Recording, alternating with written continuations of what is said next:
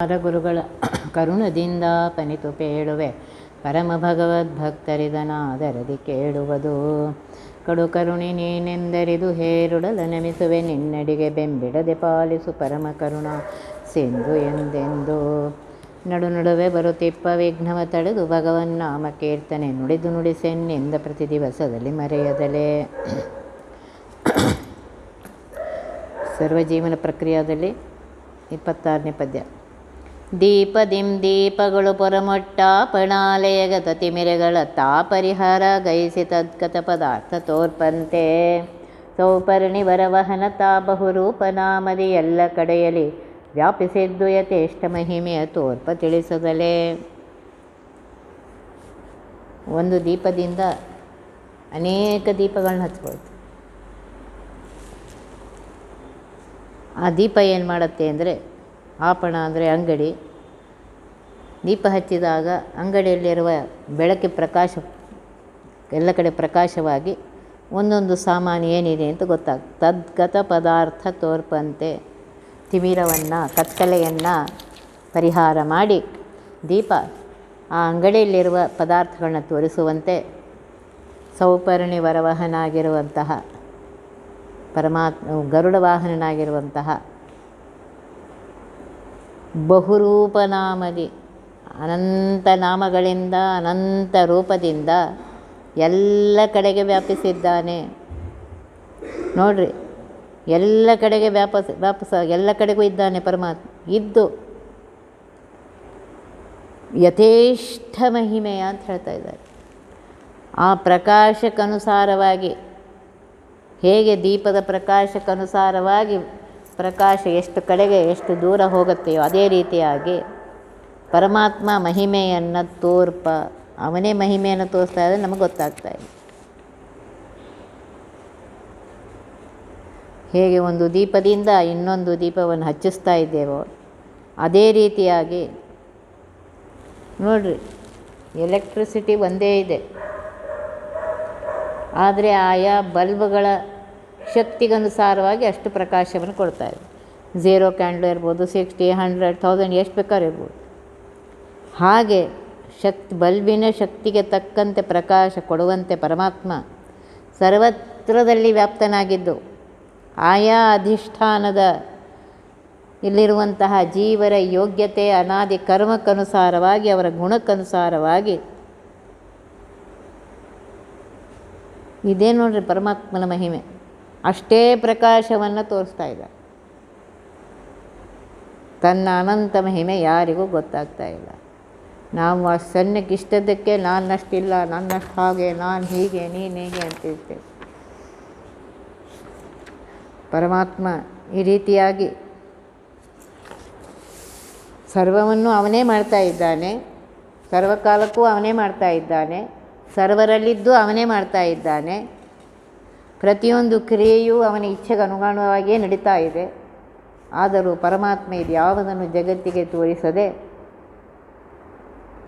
ಜನರು ಏನು ಮಾಡ್ತಾ ಇದ್ದಾರೆ, ಮೋಹಕ್ಕೊಳಗಾಗಿ ನಾ ಮಾಡಿದೆ, ನನ್ನಿಂದಾಯಿತು, ನನ್ನಷ್ಟು ಯಾರು ಅಂತ ನಾವು ಇದು ಮಾಡ್ತಾ ಇದ್ದೀವಿ. ಇದನ್ನು ಬಿಡಬೇಕು. ನಳಿನ ಮಿತ್ರಗೆ ಇಂದ್ರಧನು ಪ್ರತಿಫಲಿಸುವಂತೆ ಜಗತ್ರಯವು ಕಂಗೊಳಿಪದನುಪಾಧಿಯಲ್ಲಿ ಪ್ರತಿಬಿಂಬ ಭಯದಿ ಹರಿಗೆ ತಿಳಿಯ ತ್ರಿಕಕುದ್ಧಾಮನದಿ ಮಂಗಳ ಸ್ವರೂಪವ ಸರ್ವಠಾವಿಲೆ ಪೊಳೆವ ಹೃದಯಕ್ಕೆ ಪ್ರತಿ ದಿವಸ ಪ್ರಹ್ಲಾದ ಪೋಷಕನು. ನಳಿನ ಮಿತ್ರ, ನಳಿನ ಅಂದರೆ ಕಮಲ. ಕಮಲಕ್ಕೆ ಮಿತ್ರ ಯಾರು? ಸೂರ್ಯ. ಸೂರ್ಯನಿಗೆ ಇಂದ್ರಧನು ಪ್ರತಿಫಲಿಸುವಂತೆ ಕಾಮನ ಬಿಲ್ಲು. ಮಳೆ ಸಣ್ಣ ಹನಿ, ಸೂರ್ಯ ಇದ್ದಾಗ ಮಳೆ ಹನಿ ಬಿದ್ದರೆ ಕಾಮನ ಬಿಲ್ಲು ಬರುತ್ತೆ. ಅದೇ ರೀತಿಯಾಗಿ ಜಗತ್ರಯವು 14 ಲೋಕಗಳು. ತ್ರಯ ಅಂದಾಗ ಭೂಮಿ, ಭೂಮಿನ ಮೇಲಿನ ಲೋಕ, ಭೂಮಿನ ಕೆಳಗಿನ ಲೋಕ, 14 ಲೋಕಗಳು ಕಂಗೊಳಿಪುದು ಹೇಳ್ತಾ ಇದೆ. ಪ್ರತಿಬಿಂಬಾದಿಯ ಹರಿಗೆ ಉಪಾಧಿಯ. ನೋಡ್ರಿ, ಪರಮಾತ್ಮ ಈ ರೀತಿಯಾಗಿ, ಪರಮಾತ್ಮನಿಗೆ ಉಪಾಧಿ ಇಲ್ಲ, ಆದರೆ ಪರಮಾತ್ಮ ನೋಡ್ರಿ ಪ್ರತಿಬಿಂಬ ಬೀಳಬೇಕಾದ್ರೆ ಒಂದು ಏನಾದ್ರು ಬೀಳಬೇಕು. ಎದುರಿಗೆ ಒಂದು ಕನ್ನಡಿಯ ಮುಂದೆ ಒಂದು ಇದ್ದಾಗ ಪ್ರತಿಬಿಂಬ ಬೀಳುತ್ತೆ. ಪರಮಾತ್ಮನಿಗೆ ಉಪಾಧಿ ಇಲ್ಲ, ಇಲ್ಲಿ ಪ್ರತಿಬಿಂಬವಾಗ್ತಾ ಇದೆ. ಪರಮಾತ್ಮ ಬಿಂಬ, ಪರಮಾತ್ಮನಿಗೆ ಜೀವರು ಪ್ರತಿಬಿಂಬರು, ನಿರುಪಾಧಿಕ ಪ್ರತಿಬಿಂಬರು. ನಿರುಪಾಧಿ ಪ್ರತಿಬಿಂಬರಾಗಿದ್ದಾರೆ ಈ ಜೀವರು. ಅದೇ ರೀತಿಯಾಗಿ ತ್ರಿಕಕುಧಾಮನ 3 ಲೋಕಗಳಲ್ಲಿ ಶ್ವೇತದ್ವೀಪ, ವೈಕುಂಠ, ಅನಂತಾಸನದಲ್ಲಿ ಇರುವಂತಹ ಈ ಸರ್ವೋತ್ತಮನಾದ ಪರಮಾತ್ಮನ ಮಂಗಳ ಸ್ವರೂಪವ, ಅನಂತ ಕಲ್ಯಾಣ ಗುಣದ ಗುಣನಿಧಿಯಾಗಿರುವಂತಹ ಪ್ರತಿನಿಧಿಗಳ ಗುಣನಿಧಿಯೇ ಆಗಿರುವಂತಹ ಪರಮಾತ್ಮನ ರೂಪವನ್ನು ಸರ್ವಠಾವಿಲಿ ನೋಡು. ನೀ ಅವನ ನೆನಪು ಇದ್ದರೆ, ಅವನ ಸ್ಮರಣೆ ಇದ್ದರೆ, ಅವನಿಂದ ಇದೆಲ್ಲ ನಡೀತಾ ಇದೆ ಅಂತಿದ್ದರೆ ಸರ್ವಠಾವಿಲಿ ಹೊಳೆವಂತ ಎಲ್ಲ ಕಡೆಗೂ ಕಾಣಿಸ್ತಾನೆ. ಹೃದಯ ಮಂದಿರದಲ್ಲೂ ಕಾಣಿಸ್ತಾನೆ ಪ್ರತಿ ದಿವಸ ಅಂತ ಹೇಳ್ತಾರೆ. ನಿನಗೆ ಸತತ ಅವನ ಸ್ಮರಣೆ ಇದ್ದರೆ, ಸತತ ಅವನಿಂದ ಇದು ನಡೀತಾ ಇದೆ ಅಂದರೆ ನಿನಗೆ ಪರಮಾತ್ಮ ದರ್ಶನ ಕೊಡ್ತಾನೆ. ಪ್ರಹ್ಲಾದ ಪೋಷಕನು ಎಷ್ಟು ಸುಂದರವಾಗಿ ದೃಷ್ಟಾಂತ ಕೊಡ್ತಾ ಇದ್ದಾರೆ ಅಂದರೆ, ಪ್ರಹ್ಲಾದ ಪೋಷಕನು ಅಂತ ಇದ್ದಾರೆ. ಪ್ರಹ್ಲಾದನನ್ನು ರಕ್ಷಣೆ ಮಾಡಿದಂತಹ ನರಸಿಂಹದೇವರು ಅವನೇ ಸರ್ವರ ಬಿಂಬರಲ್ಲಿದ್ದಾನೆ. ಇಲ್ಲಿ ಪ್ರಹ್ಲಾದ ಅಂತ ಹೇಳ್ತಾ ಇದ್ದಾರೆ. ಯಾಕೆ ಅಂದರೆ ಹಿರಣ್ಯಕಶ್ಯಪು ಕೇಳ್ತಾ ಇದ್ದಾನೆ ಮಗನಿಗೆ, ಇವನನ್ನು ಬೆಟ್ಟದ ಮೇಲಿಂದ ಉರುಳಿಸಿದೆ, ಏನೂ ಆಗಿಲ್ಲ. ನೀರಿನಲ್ಲಿ ಹಾಕಿದೆ, ಏನೂ ಆಗಲಿಲ್ಲ. ಬೆಂಕಿಯಲ್ಲಿ ಹಾಕಿದೆ, ಏನೂ ಆಗಲಿಲ್ಲ. ಮಾಡಬಾರದೆಲ್ಲ ಮಾಡಿದ್ದಾನೆ. 5 ವರ್ಷದ ಮಗದ ಮೇಲೆ ಯಾವ ತಂದೆಯೂ ಹಾಗೆ ಮಾಡೋದಿಲ್ಲ. ಅಂತಹ ಹಿರಣ್ಯಕಶಿಪು ಮಾಡಿದ್ದಾನೆ. ಅಂದರೂ ಇವನಿಗೆ ಏನೂ ಆಗಿಲ್ಲಲ್ಲ. ಅದಕ್ಕೆ ಮಗ ಹೇಳ್ತಾ ಇದ್ದಾನೆ, ಅಪ್ಪ ರಕ್ಷಣೆ ಮಾಡುವವನು ಪರಮಾತ್ಮ. ಪರಮಾತ್ಮ ರಕ್ಷಕನಿದ್ದಾಗ ಯಾರು ಏನು ಮಾಡಿದ್ರು ಏನೂ ಆಗೋದಿಲ್ಲ. ಎಲ್ಲಿದ್ದಾನ ಪರಮಾತ್ಮ ಅಂತ ಕೇಳ್ತಾನೆ. ಎಲ್ಲ ಕಡೆಗೂ ವ್ಯಕ್ತನಾಗಿದ್ದಾನೆ. ಓಹೋಹೋ, ಅವನು ಅನ್ಕೋತಾನೆ, ಓಹೋ ಹಾಗಾದರೆ ಇಲ್ಲೇ ನಮ್ಮನೆಯಲ್ಲೇ ಅಡಗಿಸ್ಕೊಂಡು ಕೂತಿದ್ದಾನೆ. ನೀವು ಎಲ್ಲಿದ್ದಾನೆ ಹೇಳೋದು? ಎಲ್ಲ ಕಡೆಗಿದ್ದಾನೆ ಪರಮಾತ್ಮ. ಆಗ ಕಂಬದಲ್ಲಿದ್ದಾನೆ ಅಂದರೆ ಇದ್ದಾನೆ ಅಂತ ಹೇಳ್ತಾ ಇದ್ದಾನೆ. ನೋಡಿ, ತನ್ನ ಭೃತ್ಯನಾಗಿರುವಂತಹ ಭಕ್ತನಾಗಿರುವಂತಹ ಬ್ರಹ್ಮದೇವರ ಮಾತನ್ನು, ಪ್ರಹ್ಲಾದನ ಮಾತನ್ನು ಸತ್ಯ ಮಾಡುವುದಕ್ಕೋಸ್ಕರ ಪರಮಾತ್ಮ ಆ ಕಂಬದಿಂದಲೇ ಬಂದಿದ್ದಾನೆ.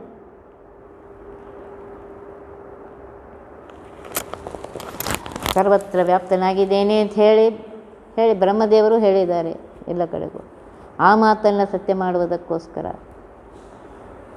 ಏಕೆಂದರೆ ಬ್ರಹ್ಮದೇವರನ್ನ ಕುರಿತು ಹಿರಣ್ಯಕಶಿಪು ತಪಸ್ಸು ಮಾಡಿದ್ದಾರೆ 1000 ವರ್ಷ. ತಪಸ್ಸು ಮಾಡಿ,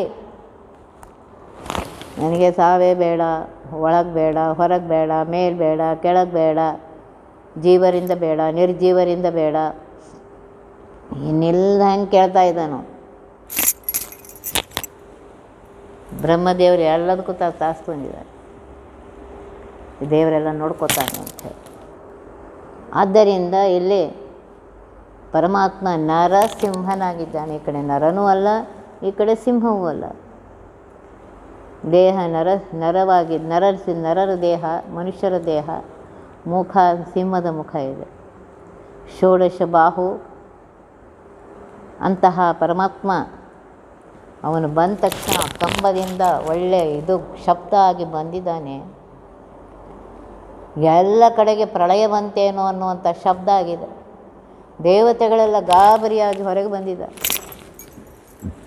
ಏನಾಯಿತು, ಈಗ ಯಾಕೆ ಪ್ರಳಯ? ಈಗ ಪ್ರಳಯದ ಸಮಯವೇ ಅಲ್ಲಲ್ಲ ಅಂತ ಹೇಳಿ ಬಂದಿದ್ದಾರೆ. ಆಗ ಪರಮಾತ್ಮನ ನೋಡಿ ಅವರು ಗಾಬರಿಯಾಗಿ ನಮಸ್ಕಾರ ಮಾಡ್ತಾಯಿದ್ದಾರೆ. ಪರಮಾತ್ಮ ಬಂದಿದ್ದಾನೆ. ಹೋಗಿ ಆ ಹಿರಣ್ಯಕಶಿಪುವನ್ನು ಹಿಡಿದುಕೊಂಡು ಹೊಸ್ತಿಲ ಮೇಲೆ ಕುಳಿತಿದ್ದಾನೆ. ಹೊಸ್ತಿಲ ಅದು ಒಳಗೂ ಅಲ್ಲ, ದೆಹಲಿ ಅನ್ನುತ್ತೆ. ದೆಹಲಿ ದೀಪನ್ಯಾಯ ಅಂತ ಹೇಳ್ತಿರ್ತಾರೆ. ಒಳಗೂ ಇಲ್ಲ, ಅದು ಹೊರಗೂ ಇಲ್ಲ, ಮೇಲೂ ಇಲ್ಲ, ಕೆಳಗೂ ಇಲ್ಲ. ಅಂಥ ಹೊಸ್ತಿಲ ಮೇಲೆ ಕುಳಿತುಕೊಂಡು ತನ್ನ ಉಗುರಿನಿಂದ, ಉಗುರು ಮತ್ತು ಕೂದಲು ಇವೆರಡು ನಿರ್ಜೀವವೂ ಹೌದು, ಜೀವವೂ ಹೌದು. ನಿರ್ಜೀವ ಯಾಕೆ ಅಂದರೆ ಉಗುರು ಕತ್ತರಿಸಿದರೆ ನೋವಾಗತ್ತೇನೋ? ಇಲ್ಲ, ನಿರ್ಜೀವ. ಆದರೆ ಬೆಳೆಯುತ್ತವು.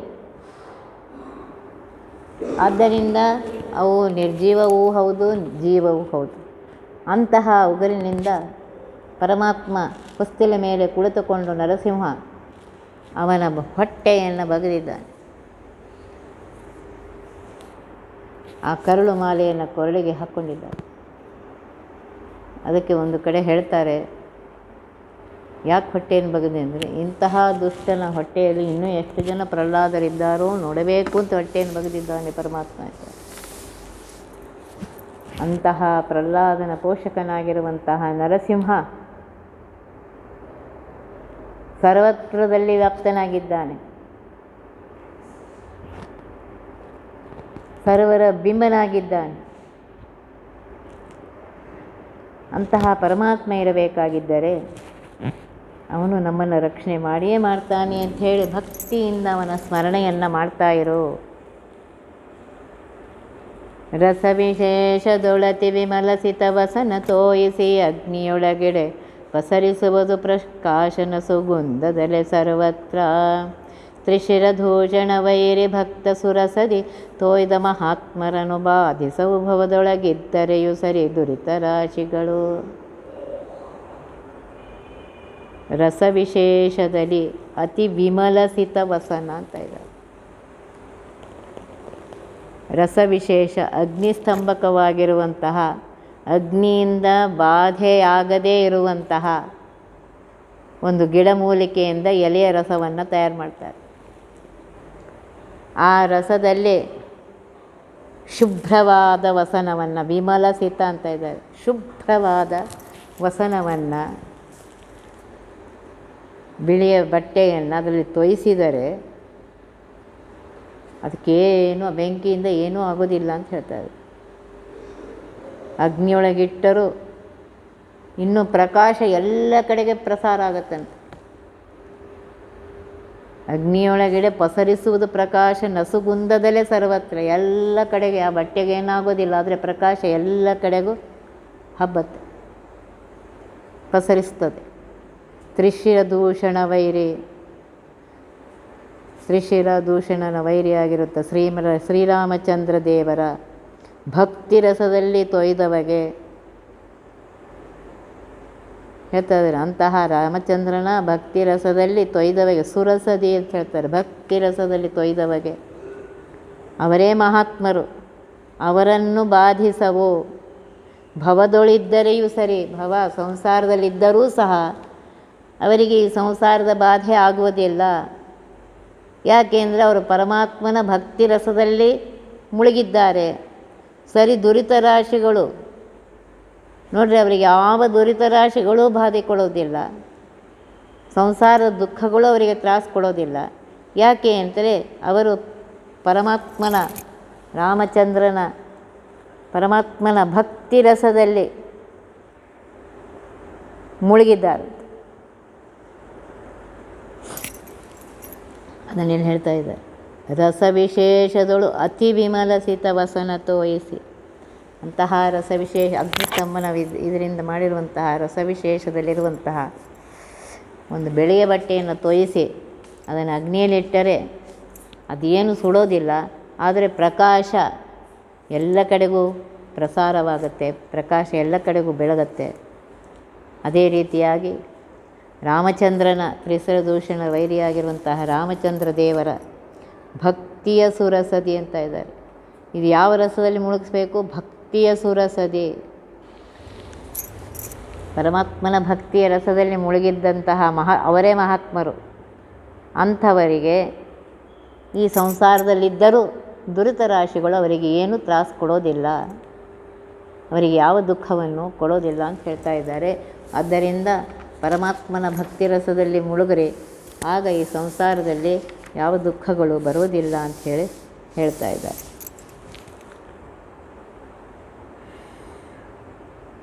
ವಾರಿನಿಧಿಯೊಳಗುಳ್ಳ ಖಿಳ ನದಿಗಳು ಬೇರೆ ಬೇರೆ ನಿರಂತರದಲ್ಲಿ ವಿಹಾರಗೈಯುತ ಪರಮ ಮೋದದಲ್ಲಿಪ್ಪತೆರನಂತೆ ಮೂರು ಗುಣಗಳ ಮಾನಿ ಎನಿಸುವ ಶ್ರೀರಮಾರೂಪಗಳು ಹರಿಯಲಿ ತೋರುತೆಪ್ಪವು ಸರ್ವಕಾಲದಿ ಸಮರಹಿತವೆನಿಸಿ. ವಾರಿ ನಿಧಿ, ವಾರಿ ಅಂದರೆ ನೀರು, ನೀರಿನ ನಿಧಿ ಅಂದರೆ ಸಮುದ್ರ. ಸಮುದ್ರದಲ್ಲಿ ಎಲ್ಲ ನದಿಗಳು ಬಂದು ಅಲ್ಲಿ ಬೀಳುತ್ತೆ. ನದಿಗಳು ಎಲ್ಲೋ ಹುಟ್ಟಿರುತ್ತೆ, ಎಲ್ಲ ಊರಿನಲ್ಲಿ ಹರಿದುಕೊಂಡು ಬಂದು ಮತ್ತೆ ವಾಪಸ್ ಎಲ್ಲ ಸಮುದ್ರದಲ್ಲಿ ಸೇರಿಕೊಳ್ಳುತ್ತೆ. ನದಿಗಳು ಬೇರೆ ಬೇರೆ ನಿರಂತರದಲ್ಲಿ ವಿಹಾರಗೈಯುತ್ತಾರೆ. ಸಮುದ್ರದ ಉಪ್ಪಿನ ನೀರಿನಲ್ಲಿದ್ದರೂ ಆ ನದಿಗಳು ತಮ್ಮ ಗುಣವನ್ನು ಹಾಗೆ ಇಟ್ಕೊಂಡಿರುತ್ತಂತೆ. ಇದೆಲ್ಲ ದೇವರ ಮಹಿಮೆ ನೋಡ್ರಿ. ವಿಹಾರಗೈಯುತ್ತ ಬೇರೆ ಬೇರೆ ಎಲ್ಲ ನದಿಗಳು ಬೇರೆ ಬೇರೆಯಾಗಿ ಬಂದು ಹರಿದು ಅಲ್ಲಿ ಬಂದು ಆ ಉಪ್ಪಿನ ನೀರಿನ ಜೊತೆಗೆ ಸೇರಿಕೊಳ್ಳೋದಿಲ್ಲ. ತಾವು ಬೇರೆಯಾಗಿಯೇ ಇದ್ದು ತಮ್ಮ ಸಿಹಿ ನೀರನ್ನೇ ಇಟ್ಟುಕೊಂಡು ಪರಮ ಮೋದದಲ್ಲಿಪ್ಪತೆರದಂತೆ ಇರುವಂತೆ ಮೂರು ಗುಣಗಳ ಮಾನಿ ಎನಿಸುವ ಶ್ರೀರಮಾರೂಪಗಳು. ಸತ್ವ ರಜ, ಮೂರು ಗುಣಗಳು ಯಾವುದು? ಸತ್ವ ರಜ ತಮೋ ಗುಣಗಳಿಗೆ ಅಭಿಮಾನಿಯಾಗಿರುವಂತಹ ಮಹಾಲಕ್ಷ್ಮೀ ದೇವಿಯ ಶ್ರೀಭೂ ದುರ್ಗಾ ರೂಪಗಳು ಹರಿಯಲಿ ತೋರುತ್ತಿಪ್ಪವು. ಪರಮಾತ್ಮನ ಜೊತೆಗೇ ಇವೆ ಯಾವಾಗಲೂ. ಮಹಾಲಕ್ಷ್ಮೀ ದೇವಿ ಯಾವಾಗಲೂ ಪರಮಾತ್ಮನ ಜೊತೆಗೇ ಇರ್ತಾಳೆ. ಹಾಗೆ ಶ್ರೀಭೂ ದುರ್ಗಾ ರೂಪದಿಂದ ಪರಮಾತ್ಮನ ಜೊತೆಗೆ ಮಹಾಲಕ್ಷ್ಮೀ ದೇವಿ ಸರ್ವಕಾಲದಿಗಿದ್ದು ಸಮರಹಿತವೆನಿಸಿ. ದೇಶಕಾಲದಿಂದ ಪರಮಾತ್ಮನಿಗೆ ಸಮಳಾಗಿದ್ದಾಳೆ, ಗುಣದಿಂದ ಪರಮಾತ್ಮನಿಗೆ ಅಸಮಳರಾಗಿದ್ದಾಳೆ. ಅದಕ್ಕೋಸ್ಕರ ಸಮರಹಿತವೆನಿಸಿ ಅಂತ ಹೇಳ್ತಾ ಇದ್ದಾರೆ. ಬೇರೆ ಬೇರೆ ನದಿಗಳು ಸಮುದ್ರದಲ್ಲಿ ಸೇರಿದರೂ ಉಪ್ಪು ನೀರನ್ನು ಕೂಡದೆ ಸಿಹಿ ನೀರಾಗಿಯೇ ನದ್ಯಾಭಿಮಾನಿ ದೇವತೆಗಳು ಹರ್ಷದಿಂದ ಇರುವಂತೆ ಸತ್ವರಜ ತಮೋಗುಣಗಳಿಗೆ ಅಭಿಮಾನಿಯಾಗಿರುತ್ತಾ ಲಕ್ಷ್ಮೀದೇವಿಯು ಪರಮಾತ್ಮನ ಜೊತೆಗೆ, ಪರಮಾತ್ಮ ಸಮುದ್ರದಂತೆ ಗಂಭೀರ, ಅಪಾರ, ಅತ್ಯಂತ ಆಳ. ಇಲ್ಲಿ ಹೇಳ್ತಾ ಇದ್ದಾರೆ ಏಕದೇಶ ದೃಷ್ಟಾಂತ. ಇದು ಒಂದೇ ಕಡೆಯಲ್ಲಿ ಇದ್ದರೂ ಪರಮಾತ್ಮನ ಅತ್ಯಂತ ಸಮೀಪದಲ್ಲಿ, ಪರಮಾತ್ಮನ ಎಲ್ಲ ಅವತಾರಗಳ ಜೊತೆಗೂ ಅವಳು ಅವತಾರ ಮಾಡಿದ್ದಾಳೆ. ಪರಮಾತ್ಮನ ವಕ್ಷಸ್ಥಳದಲ್ಲಿಯೇ ಯಾವಾಗಲೂ ಇರ್ತಾ ಇದ್ದಾಳೆ. ವ್ಯಕ್ತ ರೂಪದಿಂದ ಅವ್ಯಕ್ತ ರೂಪದಿಂದ ಪರಮಾತ್ಮನ ಸೇವೆಯನ್ನು ಮಾಡುತ್ತಾ ನೋಡ್ರಿ, ಪರಮಾತ್ಮನ ಜೊತೆಗೆ ಇದ್ದು ಅವಳಿಗೂ ಪರಮಾತ್ಮನಿಗೂ ಎಂದೋ ಬೇರೆ ಬೇರೆ ಆಗೋದಿಲ್ಲೇ ಇಲ್ಲ. ಯಾವಾಗಲೂ ಪರಮಾತ್ಮನ ಜೊತೆಗೇ ಇರ್ತಾಳವಳು. ಇದ್ದರೂ ಪರಮಾತ್ಮನೇ ಮಹಾಲಕ್ಷ್ಮೀ ದೇವಿ. ಮಹಾಲಕ್ಷ್ಮಿ ದೇಶಕಾಲದಿಂದ ಅವಳು ಸಮಳಾಗಿದ್ದಾಳೆ, ಗುಣದಿಂದ ಅಸಮಳಾಗಿದ್ದಾಳೆ. ಪರಮಾತ್ಮನ ಸಮ ಯಾರು ಇಲ್ಲ. ಪರಮಾತ್ಮನ ಸಮನೇ ಆಗಿದ್ದಾನೆ. ಸೃಷ್ಟಿಕಾಲದಲ್ಲೇ ಪ್ರಳಯ ಕಾಲ ಸರ್ವಕಾಲದಲ್ಲಿ ಪರಮಾತ್ಮನ ಜೊತೆಗೆ ಇರುವಂತಹ ಮಹಾಲಕ್ಷ್ಮೀ ದೇವಿ ದೇಶಕಾಲ ಸಮಳಾಗಿದ್ದರೂ ಗುಣದಿಂದ ಪರಮಾತ್ಮ. ಅವಳು ಮಹಾಲಕ್ಷ್ಮೀ ದೇವಿ ತಾನೇ ಹೇಳ್ತಾ ಇದ್ದಾಳೆ, ಪರಮಾತ್ಮ ನಿನ್ನ ಅನಂತ ಗುಣ ಸಮುದ್ರದಲ್ಲಿ ನಾನು ಹೇಗಿದ್ದೇನೆ ಅಂದರೆ ಒಂದು ಸಣ್ಣ ದೋಣಿಯಲ್ಲಿ ಕೂತಂಗಿದೆ ನೋಡಪ್ಪ ನನ್ನ ಅವಸ್ಥೆ. ಆದಿಯೂ ಕಾಣಿಸ್ತಾ ಇಲ್ಲ, ಅಂತ್ಯವೂ ಕಾಣಿಸ್ತಾ ಇಲ್ಲ. ಅಂತಹ ಅನಂತ ಗುಣ ಸಮುದ್ರದಲ್ಲಿ ನಾನು ಒಂದು ಸಣ್ಣ ದೋಣಿಯಲ್ಲಿ ಕೂತು ಹೊರಟಿದ್ದೇನೆ. ಪರಮಾತ್ಮ ನೀನೆಲ್ಲಿ ನಾನೆಲ್ಲಿ ಮಾರಾಯ? ನಿನ್ನ ಅನುಗ್ರಹದಿಂದ ನೀನೇ ನನ್ನ ಮೇಲೆ ಅನುಗ್ರಹ ಮಾಡಿ ನನ್ನನ್ನು ಪತ್ನಿಯಾಗಿ ಸ್ವೀಕಾರ ಮಾಡಿದ್ದಿ ಪರಮಾತ್ಮ ಅಂತ ಮಹಾಲಕ್ಷ್ಮೀ ದೇವಿ ಹೇಳ್ತಾ ಇದ್ದ. ಈ ರೀತಿಯಾಗಿ ಪರಮಾತ್ಮ ಅನಂತ ಅನಂತ ಅನಂತ ಗುಣದಿಂದ ಮಹಾಲಕ್ಷ್ಮಿಗಿಂತಲೂ ಉತ್ತಮನಾಗಿದ್ದಾನೆ. ಇದನ್ನು ತಿಳ್ಕೊ. ಪರಮಾತ್ಮ ಸರ್ವೋತ್ತಮನಾಗಿದ್ದಾನೆ, ಸರ್ವೋತ್ಕೃಷ್ಟನಾಗಿದ್ದಾನೆ, ಸರ್ವಸ್ವಾಮಿಯಾಗಿದ್ದಾನೆ. ಅಂತಹ ಪರಮಾತ್ಮ ಮಹಾಲಕ್ಷ್ಮೀ ದೇವಿ ಹೇಳ್ತಾ ನನಗೂ ಸ್ವಾಮಿಯಾಗಿದ್ದಿ ಪರಮಾತ್ಮ, ಇದು ನಿನ್ನ ಅನುಗ್ರಹದಿಂದ ಅಂತ ಹೇಳ್ತಾ ಇದ್ದಾಳೆ ಮಹಾಲಕ್ಷ್ಮೀ ದೇವಿ. ಇದನ್ನು ಸರಿಯಾಗಿ ತಿಳ್ಕೊಳ್ಬೇಕು. ಯಾಕಿದೆಲ್ಲ ಹೇಳ್ತಾ ಇದ್ದಾರೆ? ಮನುಷ್ಯನಿಗೆ ಸ್ವಲ್ಪ ಏನಾದ್ರು ಬಂದರೆ ಅಹಂಕಾರ, ನನ್ನಷ್ಟು ಯಾರಿದ್ದಾರೆ, ನನ್ನಷ್ಟು ಯಾರಿದ್ದಾರೆ ಅಂತ. ನಾವು ಏನೂ ಅಲ್ಲ, ಲೆಕ್ಕಕ್ಕೆ ಇಲ್ಲ. ಅಂತಹ ಮಹಾಲಕ್ಷ್ಮೀ ದೇವಿ ಹೇಳ್ಬೇಕಾದ್ರೆ ಅಹಂಕಾರವನ್ನು ಬಿಡು, ಇದು ಹೇಳೋ ಉದ್ದೇಶ ಏನು? ಅಹಂಕಾರವನ್ನು ಬಿಡು. ಏನಾಗ್ತಾ ಇದೆ ಎಲ್ಲದು ಪರಮಾತ್ಮನ ಅನುಗ್ರಹದಿಂದ. ಒಳ್ಳೆಯ ಮನೆಯಲ್ಲಿದ್ದೇ ಅದು ಪರಮಾತ್ಮನ ಅನುಗ್ರಹದಿಂದ. ಒಳ್ಳೆಯ ಬಂಧು ಬಳಗದವರಿದ್ದಾರೆ, ಅದು ಪರಮಾತ್ಮನ ಅನುಗ್ರಹದಿಂದ. ಒಳ್ಳೆಯ ಮಕ್ಕಳು ಹುಟ್ಟಿದ್ದಾರೆ, ಅದು ಪರಮಾತ್ಮನ ಅನುಗ್ರಹದಿಂದ. ಆವಾಗೊಮ್ಮೆ ಈವಾಗೊಮ್ಮೆ ಪರಮಾತ್ಮನ ಮಹಿಮೆ ಬಾಯಿಗೆ ಬರ್ತಾ ಇದೆ, ಅದು ಪರಮಾತ್ಮನ ಅನುಗ್ರಹದಿಂದ. ಎಲ್ಲ ಪರಮಾತ್ಮನ ಅನುಗ್ರಹದಿಂದ ನಡೀತಾ ಇದೆ. ಈ ಮನುಷ್ಯನಿಂದ ಏನೂ ನಡೆಯೋದಿಲ್ಲ. ಇದನ್ನು ಎಲ್ಲರೂ ನೆನಪಿಟ್ಕೊಳ್ಬೇಕು. ಕೋಕನದ ಸಖನುದಯ ಗೋಕಾಲೋಕನಕ್ಕೆ ಸೊಗಸದಿರೆ ಭಾಸ್ಕರ ತಾಕಳಂಕನೆ ಈ ಕೃತಿಪತಿ ಜಗನ್ನಾಥನಿರೆ ಸ್ವೀಕರಿಸಿ ಸುಖಬಡಲರಿಯದಿಹ ಅವಿವೇಕಿಗಳು ನಿಂದಿಸಿದರೆ ನಹುದೀ ಕವಿತ್ವವ ಕೇಳಿ ಸುಖಬಡದಿಹರೆ ಕೋವಿದರು. ಕೋಕನ ಕೆಂಪು ಕಮಲದ ಹೂವು. ಅವನ ಸಖ ಯಾರು? ಸೂರ್ಯ. ಸೂರ್ಯ ಉದಯ ಆದ ಕ್ಷಣ ಗೂಕಾಲೋಕನಕ್ಕೆ ಹೇಳ್ತಾ ಇದ್ದಾರೆ. ಗೂಬೆಗೆ ಆ ಸೂರ್ಯನ ಉದಯ ಸಂತೋಷ ಕೊಡೋದಿಲ್ಲ. ಅದಕ್ಕೆ ರಾತ್ರಿ ಇದ್ದಾಗ ಸಂತೋಷ, ರಾತ್ರಿಗೆ ಅದಕ್ಕೆ ದೃಷ್ಟಿ ಇರುತ್ತೆ, ಅದಕ್ಕೆ ಸಂತೋಷ ಆಗುತ್ತೆ. ಸೂರ್ಯನ ಉದಯ ಆದ ತಕ್ಷಣ ಅದಕ್ಕೆ ದುಃಖ ಆಗುತ್ತೆ. ಅದಕ್ಕೆ ದುಃಖ ಆಗದೆ ಅಂತ ಸೂರ್ಯ ಉದಯ ಆಗದೆ ಇರ್ತಾನೇನೋ? ಸೂರ್ಯ ಉದಯ ಆಗೇ ಆಗ್ತಾನೆ. ಉದಯ ಆದ ಕ್ಷಣ ಅದಕ್ಕೆ ದುಃಖವಾಗಿದೆ, ಆದರೆ ಕಮಲಕ್ಕೆ ಸಂತೋಷ. ಸೂರ್ಯನ ಉದಯ ಆದ ಕ್ಷಣ ಅದು ಅರಳಿಕೊಳ್ಳುತ್ತೆ, ಸಂತೋಷದಿಂದ ಅರಳುತ್ತೆ. ಹಾಗೆ ಈ ಕೃತಿಪತಿ ಜಗನ್ನಾಥನಿರೆ. ಇಲ್ಲಿ ಕೃತಿಪತಿ ಅಂತಂದರೆ ಹರಿಕಥಾಮೃತ ಸಾರ ಅಂತ ಒಂದು, ಇನ್ನೊಂದು ಕೃತಿಪತಿಯಾಗಿರುವಂತಹ ಪರಮಾತ್ಮ, ಜಗತ್ತಿಗೆ ಸ್ವಾಮಿಯಾಗಿರುವಂತಹ ಪರಮಾತ್ಮ. ಇಲ್ಲಿ ಹೇಳ್ತಾ ಇದ್ದಾರೆ, ಹರಿಕಥಾಂಸಾರಕ್ಕೆ ಪರಮಾತ್ಮನೇ ಸ್ವಾಮಿ, ಅವನೇ ಬರೆಸಿದ್ದು. ಸ್ವೀಕರಿಸಿ ಸುಖ ಬಡಲರಿಯದಿ ಅವಿವೇಕಿಗಳು. ಈ ಕವಿತ್ವವನ್ನು, ಈ ಹರಿಕಥಾಮೃತ ಸಾರವನ್ನು ಸ್ವೀಕರಿಸಿ ಸುಖ ಪಡೆದೇ ಇದ್ದರೆ ಅದಕ್ಕೆ ನಿಂದೆ ಮಾಡಿದ್ರೆ ಅದು ನನ್ನ ತಪ್ಪಿಲ್ಲ ಅಂತ ಇದ್ದಾರೆ. ಏನು ಹರಿಕಥಾಂಸಾರ, ಏನು ಮತ್ತೆ ಅದೇ ಹೇಳ್ತಾರೆ ಅಂದರೆ ಅವರಿಗೆ ಸುಖ ಆಗೋದಿಲ್ಲ. ಅದಕ್ಕೆ ನಾವೇನು ಮಾಡೋಣ? ಜಗನ್ನಾಥದಾಸ್ ಹೇಳ್ತಾರೆ, ಈ ಕೃತಿಗೆ ಪತಿ ಯಾರು? ಈ ಹರಿಕಥಾಂಸಾರಕ್ಕೆ ಸ್ವಾಮಿ ಯಾರು? ಪರಮಾತ್ಮ, ಜಗತ್ತಿಗೆ ಸ್ವಾಮಿಯಾಗಿರುವಂತಹ ಪರಮಾತ್ಮ. ಆದ್ದರಿಂದ ಇದನ್ನು ಸ್ವೀಕರಿಸಿ, ಈ ಹರಿಕಥಾಂಸಾರವನ್ನು ಸ್ವೀಕರಿಸಿ ಸುಖ ಪಡ್ತಾರೆ. ಇನ್ನು ಅವಿವೇಕಿಗಳು ಇದನ್ನು ನಿಂದೆ ಮಾಡಿದರೆ, ಏನು ಚೆನ್ನಾಗಿಲ್ಲ ಹಾಗೆ ಹೀಗೆ ನಿಂದೆ ಮಾಡಿದರೆ ಅದಕ್ಕೆ ನಮ್ಮದೇನು? ಈ ಕವಿತ್ವವ ಕೇಳಿ ಸುಖ ಬಡದಿ ಹರೆ ಕೋವಿದರು. ಜ್ಞಾನಿಗಳು, ಅವಿವೇಕಿಗಳು ಇದನ್ನು ಬೇಡ ಅಂತ ಹೇಳ್ತಾರೆ. ಅವಿವೇಕಿಗಳು ಅಂದರೆ ದುಷ್ಟರು, ವಿಚಾರ ಶೂನ್ಯರು, ಅಜ್ಞಾನಿಗಳು. ಈ ಹರಿಕಥಾಮೃತ ಸಾರ ಅವರಿಗೆ ಇಷ್ಟ ಆಗೋದಿಲ್ಲ.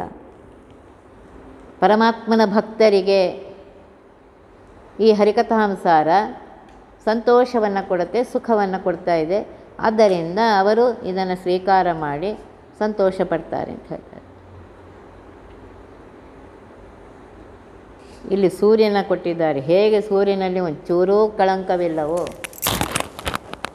ಅದೇ ರೀತಿಯಾಗಿ ಅನಂತ ಕೋಟಿ ಸೂರ್ಯಪ್ರಕಾಶನಾಗಿರುವಂತಹ ಜಗನ್ನಾಥ, ಜಗತ್ತಿಗೆ ಸ್ವಾಮಿಯಾಗಿರುವಂತಹ ಈ ಕೃತಿಪತಿ ಪ್ರದ್ಯುಮ್ನ, ಈ ಕೃತಿಗೆ ಹರಿಕಥಾಂಸಾರಕ್ಕೆ ಪರಮಾತ್ಮನೇ ಸ್ವಾಮಿಯಾಗಿದ್ದಾನೆ.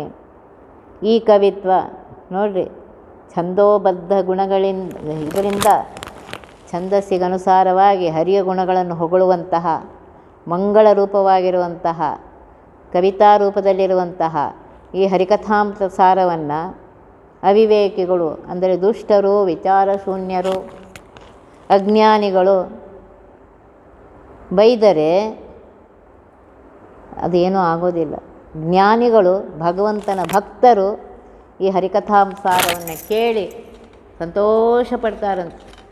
ಪರಮಾತ್ಮನ ಮಹಿಮೆಯನ್ನು ಕೇಳಿ ಆನಂದವಾಗತ್ತಂತೆ, ಸಂತೋಷ ಆಗತ್ತಂತೆ. ಆದ್ದರಿಂದ ಇದನ್ನು ಸ್ವೀಕಾರ ಮಾಡಿರಿ, ಇದನ್ನು ಓದ್ರಿ, ಕೇಳ್ರಿ, ಪರಮಾತ್ಮನ ಅನುಗ್ರಹ ಆಗೇ ಆಗತ್ತೆ ಅಂತ ಹೇಳ್ತಾ ಇದ್ದಾರೆ. ಫಲಸ್ತುತಿಯಲ್ಲಿ ಹೇಳಿದ್ದಾರೆ ಇಲ್ಲ, ಒತ್ತಿ ಬಹ ವಿಘ್ನಗಳ ಕಳೆದು ಅಪಮೃತ್ಯುವಿಗೆ ಮರೆ ಮಾಡಿ ಕಾಲನ ದೂತರಿಗೆ ಭೀಕರವ ಪುಟ್ಟಿಸಿ ಸಕಲ ಸಿದ್ಧಿಗಳ ಒತ್ತಿಗೊಳ್ಳಿಸಿ ಇವನರು ಹೇಕ್ಷಣ ನೃತ್ಯ ಮಾಡುವರವರ ಮನೆಯೊಳು ನಿತ್ಯ ಮಂಗಳ ಹರಿಕಥಾಮೃತ ಸಾರ ಪಠಿಸುವರ ಅಲ್ಲಿ ಹೇಳ್ತಾ ಇದ್ದಾರೆ. ಒತ್ತಿ ಬಹ ವಿಘ್ನಗಳ ಕಳೆದು, ಯಾರು ಹರಿಕಥಾಂಸಾರವನ್ನು ಓದ್ತಾ ಇದ್ದಾರೆ ಅವರಿಗೆ ಜೀವನದಲ್ಲಿ ಅನೇಕ ವಿಘ್ನಗಳು ಬರಬಹುದು. ಆ ಎಲ್ಲ ವಿಘ್ನಗಳನ್ನು ಪರಮಾತ್ಮ ಒತ್ತಿ ಬಹ ವಿಘ್ನಗಳನ್ನು ಕಳೆದು, ನೋಡಿರಿ ನಿನ್ನೇನು ಮಾಡಬೇಕು, ಒತ್ತಿ ಬಹ ವಿಘ್ನಗಳ ಕಳೆದು ಅಪಮೃತ್ಯುವಿಗೆ ಮರೆ ಮಾಡಿ. ಅನೇಕ ಪಾಪಗಳನ್ನು ಮಾಡಿರ್ತೇವೆ, ಆ ಪಾಪಗಳಿಂದ ಅಪಮೃತ್ಯು ಬರ್ತಾ ಇರುತ್ತೆ. ಆ ಅಪಮೃತ್ಯುವನ್ನು ಪರಿಹಾರ ಮಾಡಿ ಒತ್ತಿ ಬಹ ವಿಘ್ನಗ ಕಳೆದು ಅಪಮೃತ್ಯುವಿಗೆ, ನೋಡಿರಿ ಎಷ್ಟು ಚೆನ್ನಾಗಿ ಹೇಳ್ತಾ ಇದ್ರು. ಕಾಲನ ದೂತರಿಗೆ ಭೀಕರವ ಪುಟ್ಟಿಸಿ, ಯಮನ ದೂತರು ಇವ್ರ ಹತ್ರ ಬರಲಿಕ್ಕೆ, ಹರಿಕಥಾಂಸಾರ ಓದೋರ ಹತ್ರ ಯಮನ ದೂತರು ಬರೋದೇ ಇಲ್ಲ. ಒತ್ತಿಗೊಳ್ಳಿಸಿ ಇವನರು ಹೇಕ್ಷಣ, ಎಲ್ಲ ಅಭೀಷ್ಟಗಳನ್ನ ಪೂರ್ತಿ ಮಾಡಿ ಪರಮಾತ್ಮ ಅವರ ಮನೆಯಲ್ಲೇ ಸಂತೋಷದಿಂದ ಕುಣಿತಾನಂತೆ. ಪರಮಾತ್ಮ ಸಂತೋಷದಿಂದ ಕುಣಿವಾಗ ಅವನಿಗೇನು ಕಡಿಮೆ ಆಗಿದೆ ಹೇಳ್ರಿ. ಒತ್ತಿ ಬಹ ವಿಘ್ನಗಳ ಕಳೆದು ಅಪಮೃತ್ಯುವಿಗೆ ಮರೆ ಮಾಡಿ ಕಾಲನ ದೂತರಿಗೆ ಭೀಕರವ ಪುಟ್ಟಿಸಿ, ಯಮನ ದೂತರು ಮುಟ್ಲಿಕ್ಕೂ ಅನಿಸ್ತಾರಂತೆ. ಸಕಲ ಸಿದ್ಧಿಗಳ ಒತ್ತಿಗೊಳ್ಳಿಸಿ ವನರು ಹೇಕ್ಷಣ, ಕಮಲದಂತಹ ಕಣ್ಣುಳ್ಳಂತಹ ಪರಮಾತ್ಮನು ನೃತ್ಯ ಮಾಡುವರ ಅವರ ಮನೆಯಲ್ಲಿ. ಮನುಷ್ಯ ಯಾವಾಗ ಕುಣಿತಾನೆ, ಸಂತೋಷ ಆದಾಗ ಕುಣಿತಾನೆ. ಭಕ್ತಪ್ರಿಯನಾಗಿರುವಂತಹ ಪರಮಾತ್ಮ ಭಕ್ತರು ಮಾಡಿದ ಸ್ತುತಿಗೆ ಸಂತೋಷ ಪಡ್ತಾನಂತೆ.